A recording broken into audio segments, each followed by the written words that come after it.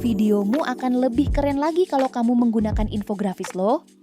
Yuk tonton video ini agar kamu tahu bagaimana caranya memasukkan infografis ke dalam video yang kamu sedang bikin.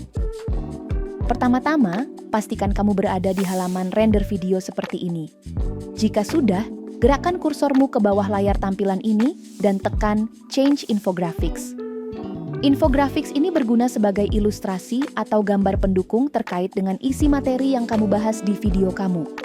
Infographics inilah yang akan membuat videomu jadi makin oke.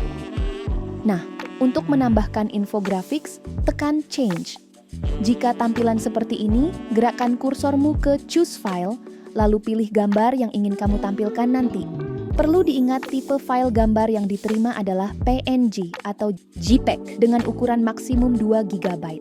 Jika sudah, jangan lupa tekan Upload, maka gambarmu akan tersimpan di folder This Project. Kemudian klik gambar yang telah kamu upload tadi, lalu tekan Save. Gambar akan terpampang di layar seperti ini, sesuai dengan jenis frame yang kamu pilih. Nah, itu dia caranya memakai infographics pada Story Journey. Bikin video animasi pembelajaran yang engaging dan interaktif dengan simple cuma di Story Journey.